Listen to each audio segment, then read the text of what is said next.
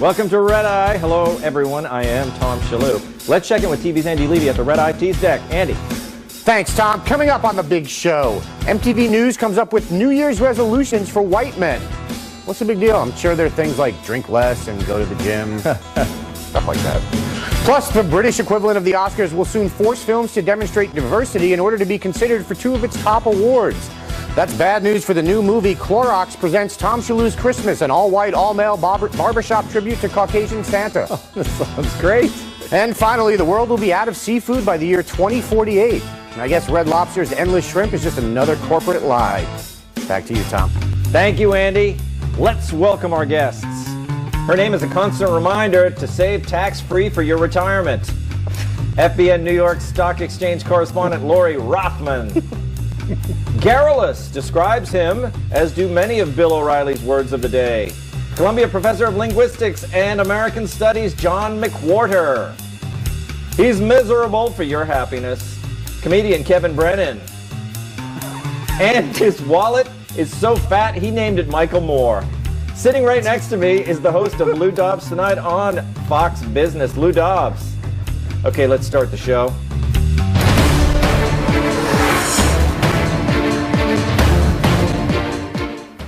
You know what's a great way to get my attention? Start your internet video like this. Hey, fellow white guys. Hey! Yes, MTV News made a video just for guys like me. Let's watch it together. Hey, fellow white guys. It's about to be a new year. And there's a few things we think you could do a little bit better in 2017. What? Okay. First off, try to recognize that America was never great for anyone who wasn't a white guy. Can we all just agree that Black Lives Matter isn't the opposite of All Lives Matter? Black lives just matter. There's no need to overcomplicate it. Stop bragging about being woke. Stop saying woke. But I love saying woke. Learn what mansplaining is, and then stop doing it. But I love mansplaining. We all love Beyonce, and yeah, she's black, so of course she cares about black issues. I'm talking to you, Fox News. Feel free to take Kanye West, though. You guys can have him. You know what you did, Kanye. Nobody who has black friends says that they have black friends. And just because you have black friends doesn't mean you're not racist. You can be racist with black friends.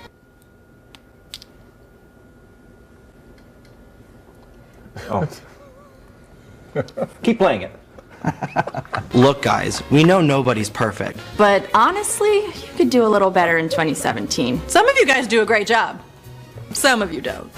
Please, because 2016 is bad. 2017 can't be worse than this, all right? Wow. Lori, I get the feeling this video was not a positive look at white males. Tom, if any of my kids were involved in the production of this video, I'd force them, I'd lock them in their bedroom and make them watch something like Band of Brothers through its entirety. That is perfect. To remind them of the sacrifice and just how special and how we are so capable as Americans of doing, across the board, all types of Americans, not to get too crazy here and too superfluous. But no, it's a perfect example of a movie because it's not a partisan film. No. But how could you watch that movie? How could you get out of that and then be saying stuff like this, right? I know. It's like they totally forgot. I mean, it's like MTV is just totally catering to what it thinks its viewership demographic is, I think. Yeah. People, you know, millennials who voted for Hillary Clinton, right? And so they're trying to tell them what they want to hear so they'll keep watching because MTV, I mean, what happened to MTV? What happened to it? That's even more troubling, I think, than this pathetic video. What happened to MTV in 5 years? Well, look, I feel a little sensitive, but John, maybe we could start by, could you sign my 8x10? I'd love to. Yeah, given that it's just us having a good time together. When we were standing like this. You know, to tell you the truth, I really don't understand what any of that meant because there's a lot of irony. It seemed to me that there were layers upon layers upon layers. It was like a certain kind of pastry. Yes. We've got irony today. It's kind of like, remember when you were in college and there were all those in-jokes with your friends and they kind of layered and layered until by senior year everything was like James Joyce? I don't know whether any of that was meant to be sincere, because if I was supposed to be laughing, then I guess we're not supposed to think it's real. I mean, they were very charming, but I think that the irony for me means that they must not have meant it. And then, of course, if I say that, then I'm grumpy and I don't get it. Just too much irony for me. I'd rather have the pastry. Well, that's the thing, is that a lot of the stuff they were saying white males don't do this, don't do this. They were saying stop using the word woke. Well, guys like me never use that word. They were kind of talking to their fellow liberals, it seems like. Not to mention that if the white guy didn't use the word woke, then they would say that the white guy was out of touch and didn't understand their concerns and was ignoring them. So what would make them happy? And I don't know if they really meant it. I mean, I thought we were supposed to be being serious now after November 8th. It was too layered for me. I'm not smart enough. I lack the intelligence. Too layered MTV. Lou, what did you say when you woke up this morning? That, if I can just cut to the chase with this one, the young lady talks about things being too complicated and differentiating of the phrase Black Lives Matter versus All Lives Matter. Yes. Trying to create them as opposites. The fact of the matter is the whole damn thing was too complicated. and they look like a group of people, frankly, searching desperately for irrelevancy.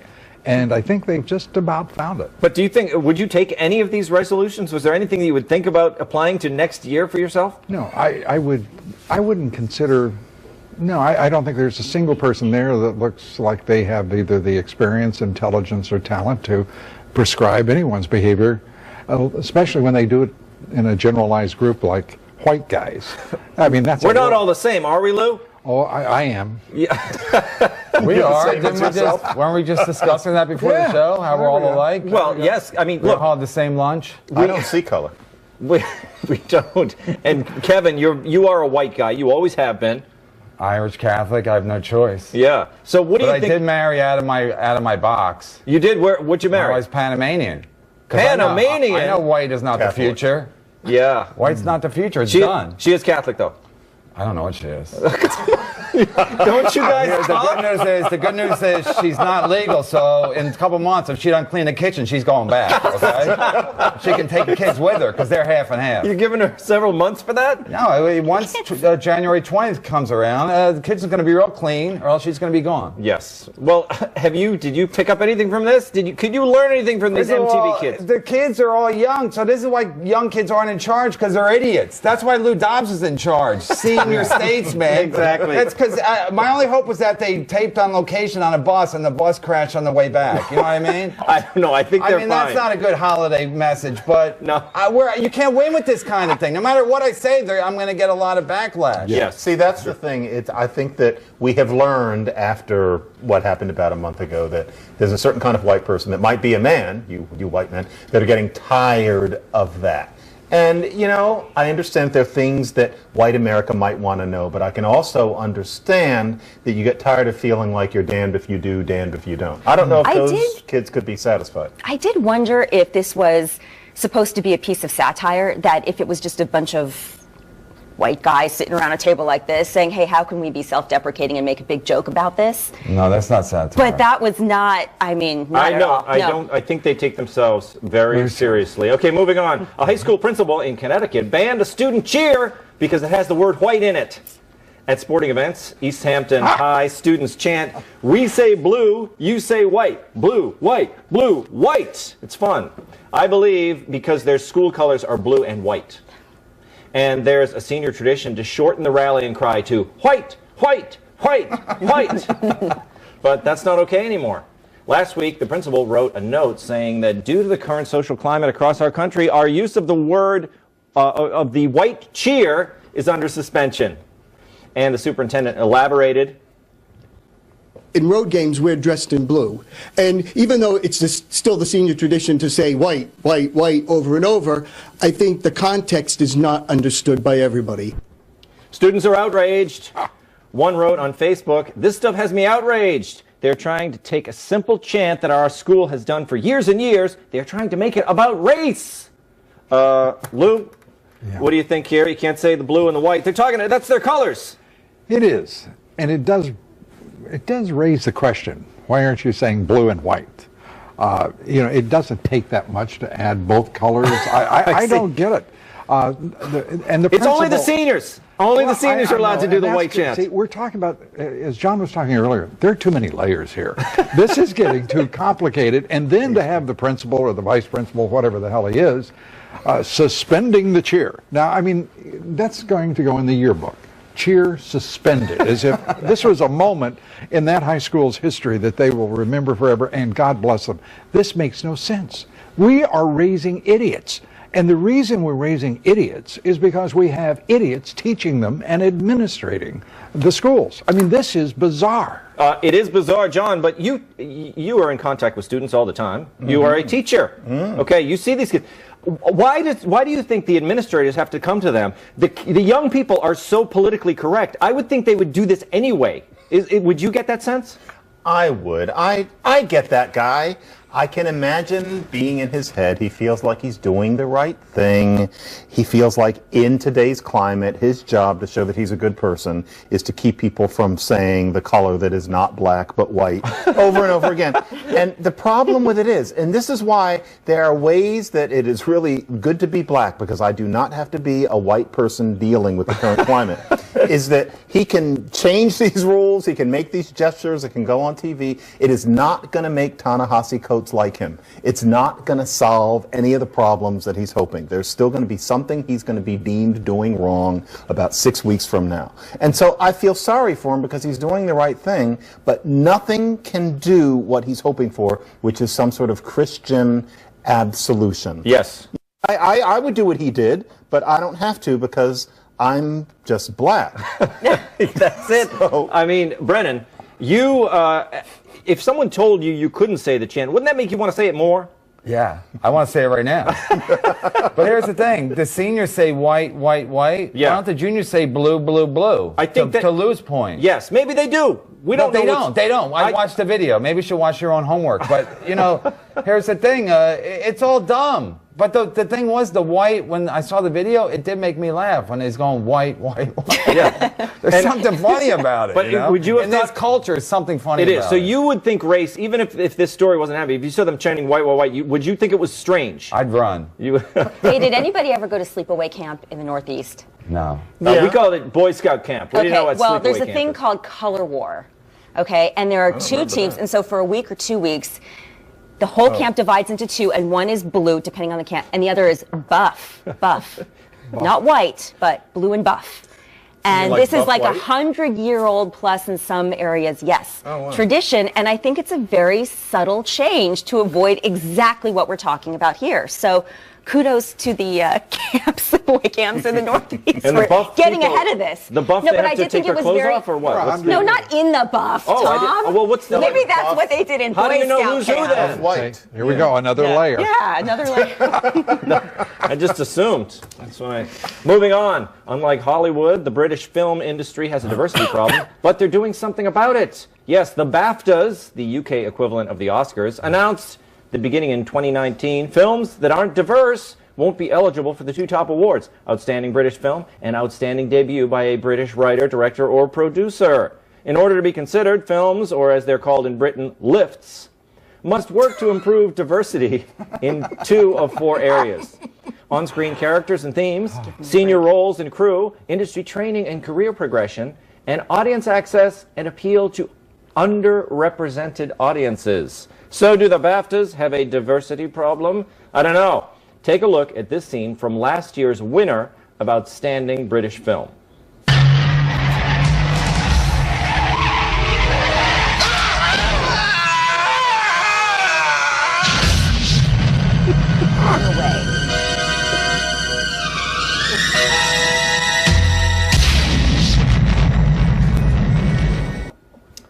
It's kind of highbrow for me. That won Best Picture? Yeah. It did. And I think I think that counts for diversity. Anyway, Kevin, how can you claim to be picking a best film if you're not basing it on what's the best? I don't know, Tom. What's going on here? I mean, well, we're covered because John's here, right? So yes. we can do the show. You don't have to. I mean, you can speak freely here. No, I can't. You can't. Speak freely. No, I would say I would say I'm Tom's friend. I would say if black people have to be in all movies, then I should be in the Wayans brothers' next movie. Is that right? You could be. Fair is fair. Black Yes. chicks. You could. I mean, I don't know what the solution is. Like, if you tell people what to do, like you just said, they kind of don't want to do it, you know? Exactly. And then also it seems like movies that win awards, they're not very popular anyway. So it's a different kind of you know what I mean? Like the movies that win the Oscars, they never make any money. That's right. So, and the what movies do they that really do make money. Sorry to interrupt you. No, what do Can I carry with my thought? Who makes money? Star Wars. And talk about diversity. I mean, it's all aliens and fantasy. And what's the other most popular thing on television? Game of Thrones, right? So diversity with these made-up fantasy characters from a galaxy far, far away. I Very mean, diverse, does that right? count as diversity? It does count, and you make a great point, Lori. John, Thanks. you don't have to do this enforced diversity anymore because diversity works because the marketplace is global. We want to sell our films to China and the Middle East, so we make them diverse, right? Yeah, no, I know that I should say that, but you know, to tell you the truth, I'm actually in favor of this because there's a sameness about what movies are about. I'm going to insult the South Park guys, for example. Yeah. This whole idea that every third plot has to be about something taking over the world with that is a certain thing that a certain kind of, I hate to stereotype, white guy enjoys.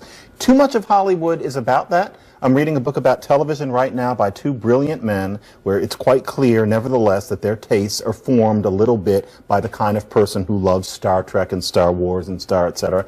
I can see diversing it up, but I also know this. Diverse it up, and the next thing will be that it's not diverse properly. So there are more brown people and more, you know, one-legged Mormons, etc. Yeah. But they're not making the right films. And so the people who are complaining now will be complaining 5 years from now that it's not the right thing. Tyler Perry is not the right kind of black film. What was the movie, India, and they're having problems? India, and they're having problems? It's narrowed it down about 1 million films. The one that was slightly musical, Bali.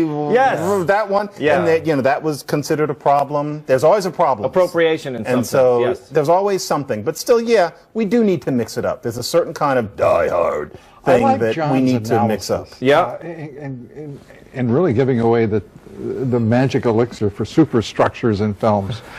Problems. Conflict. Problems, conflict. My God! It's worked for centuries, right? And what I never dreamed is when BAFTA landed on diverse, and you made it a verb, which I thought was brilliant. I was trying to do that, yeah. And you did about Slumdog Millionaire is the film I meant, by the way. Go ahead. Yes. Yeah. Right. And I still thought it was Gandhi. But the reality here is that what kind of diversity are we talking about? You're going to cast a movie so you can get an award. What does that do artistically?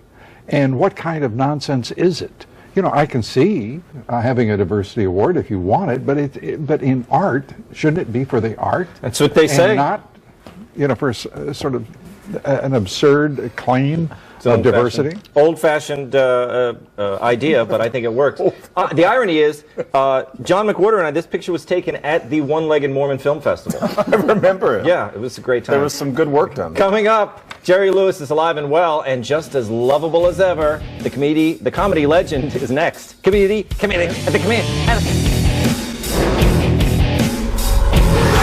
This loop, people who are still working in their 90s. Have you ever thought about retiring? Why? You do.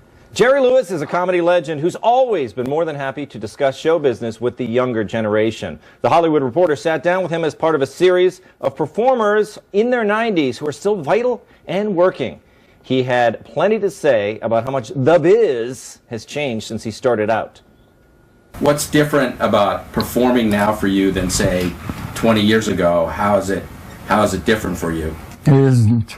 Not at all? Not at all. When was the first time you performed in Vegas? 1947.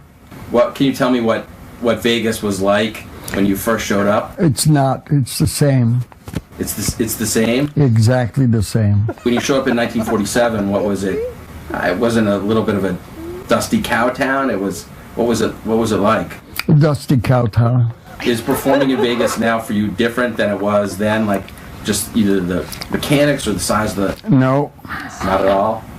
And how about, what's your audience like? Who are your fans? Are they different than they used to be? No, they're still the same. One thing that hasn't changed is Jerry's famous easygoing personality and down-to-earth charm. Lou, this is fascinating, isn't it? I have to say that was funnier than anything that I could have imagined coming out of it.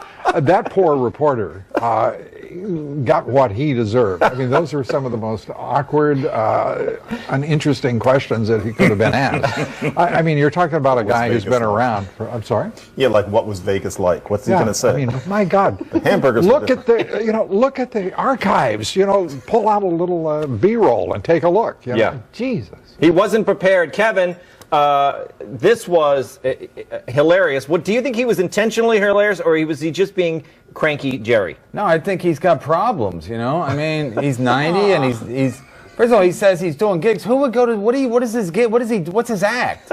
He just sits there and says no? The only reason I was laughing is because that's the same way I am when I come home, my wife asks me questions. I give her one-word answers. Exactly. No, it's the same as it was last time. Yeah. Just very succinct, and so she'll move on. Yeah. But he was a jerk, and I thought the reporter should have punched him and they would have went more viral. You know what I mean? Well, it went viral because of his attitude, John, but maybe it seems to be the most successful video of the series. Jerry Lewis he's an artist. He was always kind of crazy and annoying, but he's an artist. He was always very intelligent. The only thing that bothered me about him is that I never thought he was that good. And I'm supposed to say something about, well, the French like him and we don't. But more to the point, remember the Nutty Professor? He did his Nutty Professor, and it's got pretty colors, and he's funny. Eddie Murphy's was much better. And everybody just said, oh, Eddie Murphy put on some latex and wasn't that deft. But frankly, Eddie Murphy is more of an artist than Mr. Lewis. Eddie Murphy is amazing, and that film was. I think he's race baiting, and I'm going to fall for it. I think. Exactly. I can see you getting ready. That picture. I want to show another clip here. It wasn't all about the past. Jerry talked about some of the projects he's working on today. I think I read that you're also still writing some screenplays or doing work. Right. Is that right? Yep. Is it easier now to write a screenplay? No, just as hard. Just as hard. And how about you take some time each day to write, or how do you do it in a dictaphone? How do you do? If I tell you, you'll be doing it.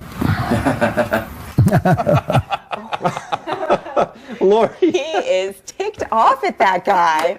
Oh, well, it's like he wasn't every interviewer's nightmare, those one-word answers. Well, look, we all have to do this. You have to ask people questions all the time. What was the interviewer doing wrong?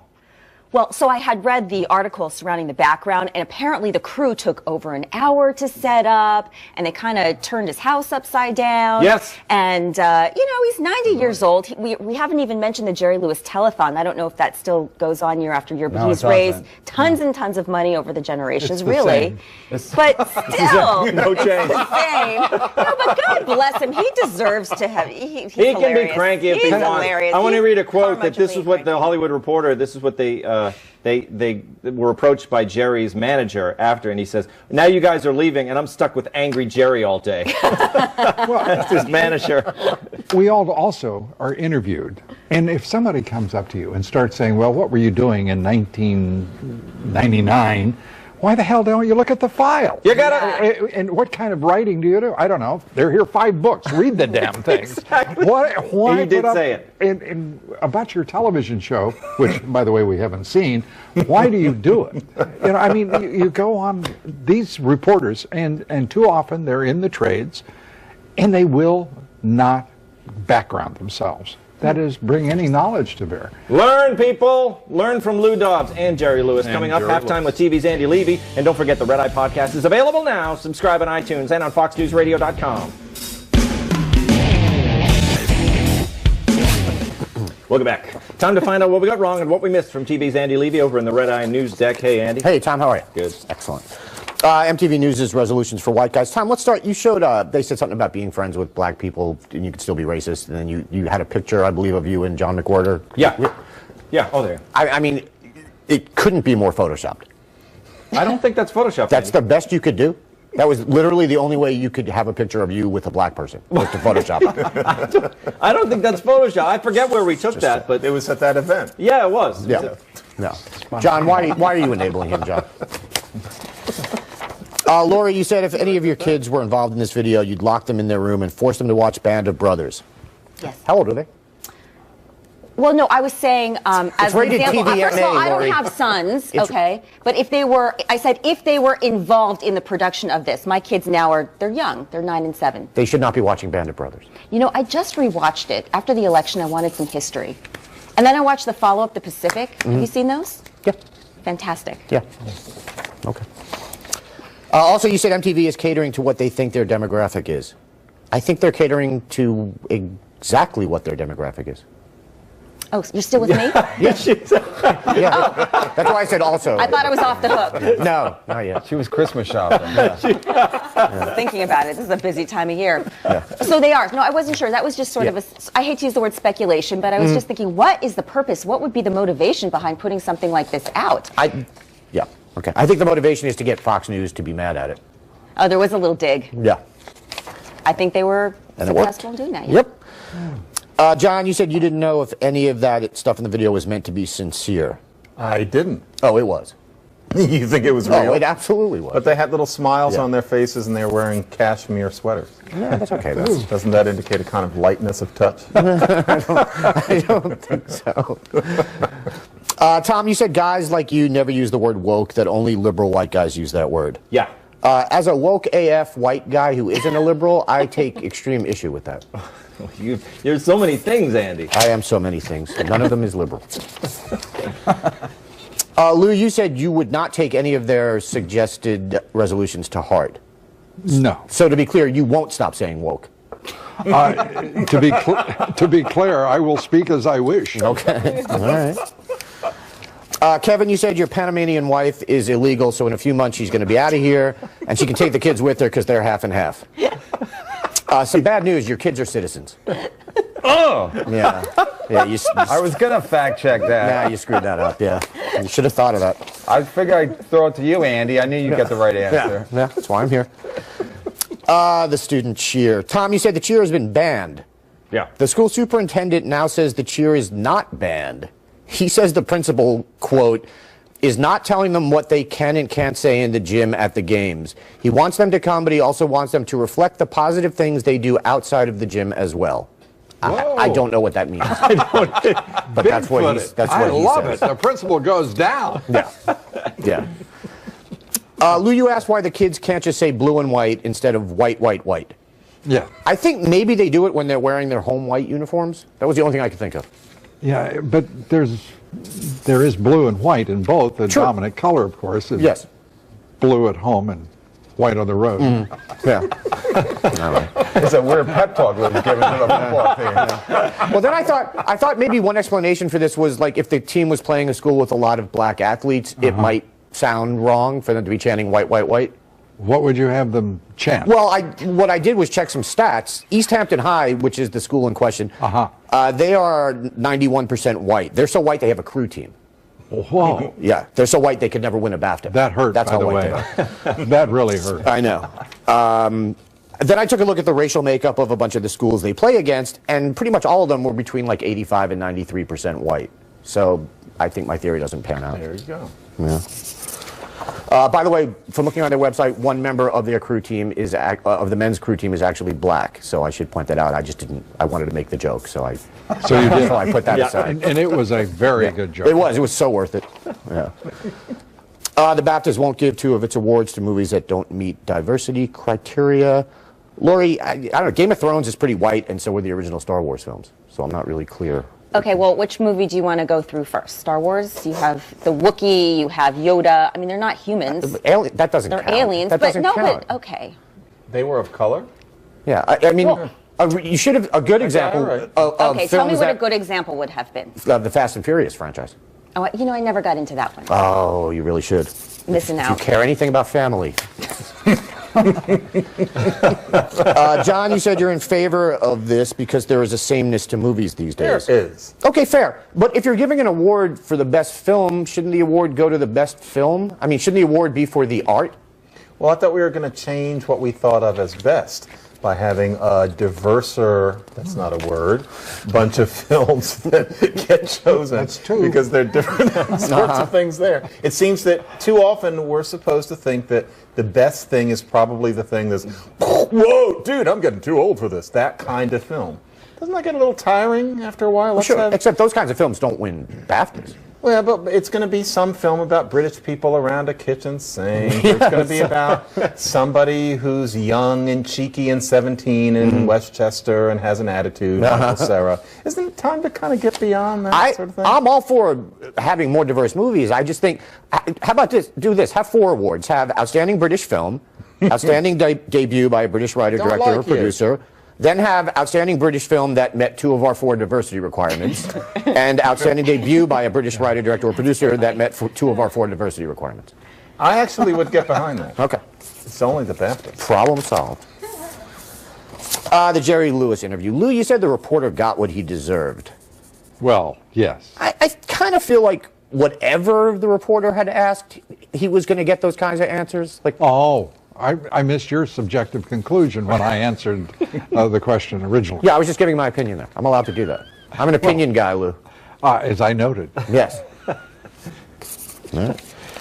Look, would you like to argue? No, I was just saying I was giving my opinion. Well, I was giving mine. I know. That's how this works, Lou. It's give and take. This isn't Lou Dobbs Tonight where it's only your opinion. On this show, other people can give their opinions, Lou. That's why I don't like being here. I don't think that this show has many blemishes, but that would be one.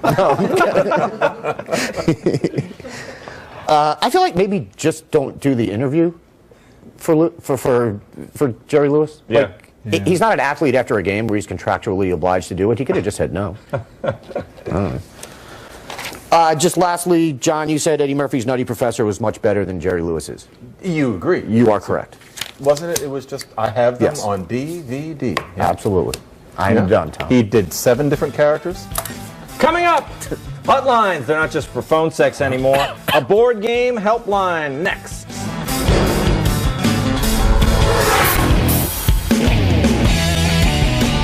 According to a survey, 51% of Monopoly games end in a fight and 25% in death.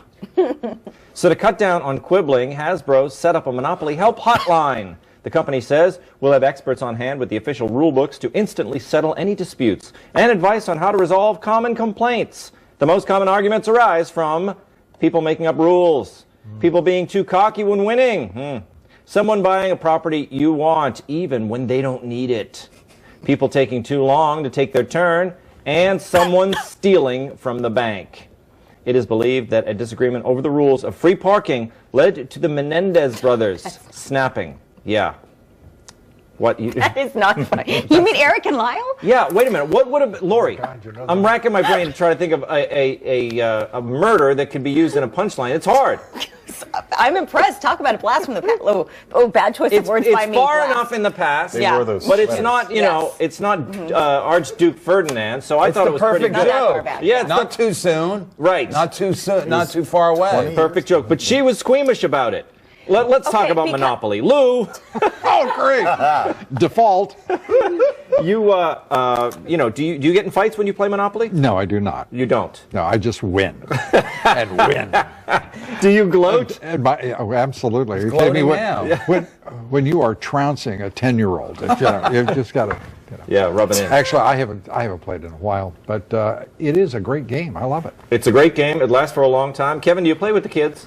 No, because I'm one of 10 kids, as you well know. Yeah. And every time Monopoly ended, it ended the same way. The board flipped over. Yes. And all the money all over the place. Who spilled it, though? Which brother? Tommy. I figured it was Tommy. He would always lose, and he would flip the board, and that was the end of the game, every time. Yeah. So which brother would call the hotline? Huh? Yeah. We could have used the hotline for not just for Monopoly. Tommy, one of the younger ones? He's 1 year younger than me. Okay. And he would always buy the railroads only and utilities. He was an idiot. I wonder why he was like a communist.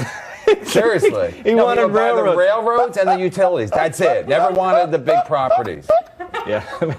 Makes sense. It's weird. It's like it's a blue collar thing. John, what do you think?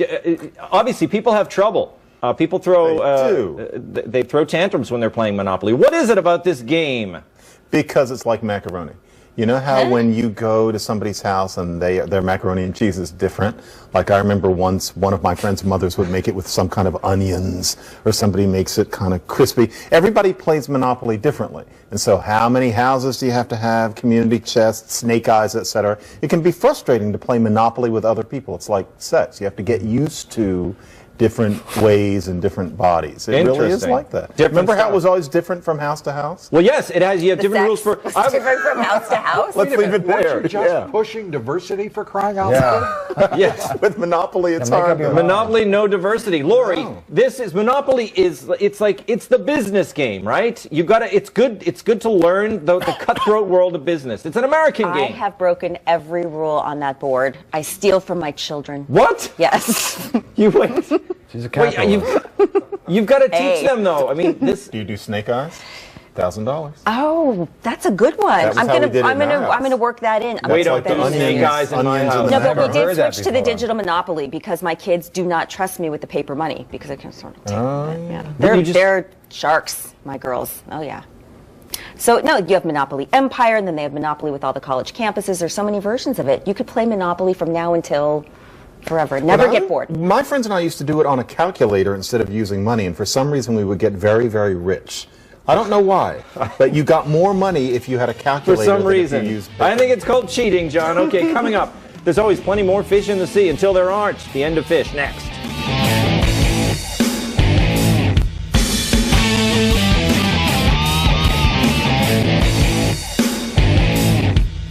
It's our Joseph A. Bank. In 30 years, we'll be completely out of seafood. Yes, we're pulling more fish out of the ocean than the ocean can replace. The World Wildlife Fund warns, unless the current situation improves, stocks of all species currently fished for food are predicted to collapse by 2048. By that point, all you can eat seafood restaurants will become none you can't eat. And nobody wants that.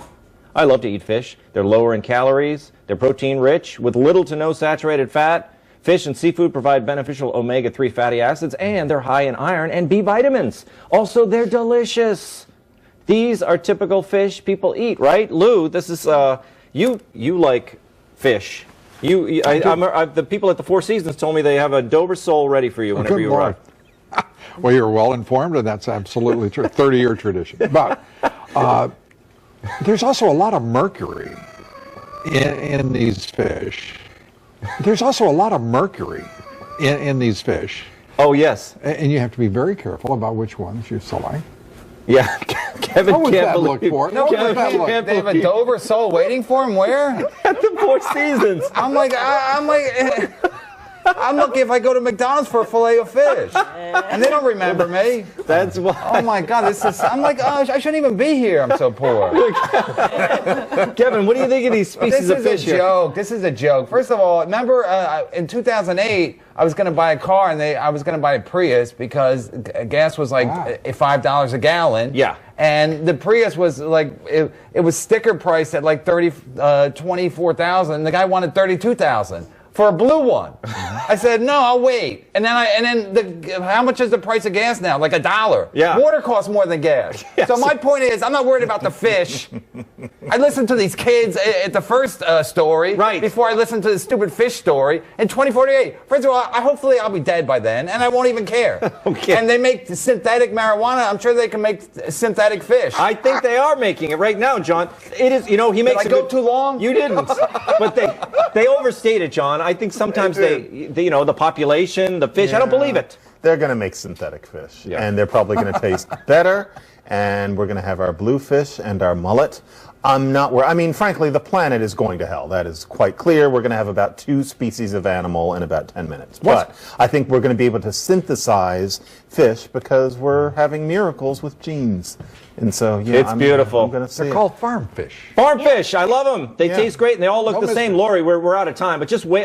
Just like look nice, smile for the camera, and we're gonna have to say goodbye. That's good. Very special thanks, Lori Rothman, John McWhorter, Brennan, and Lou Dobbs. See you later.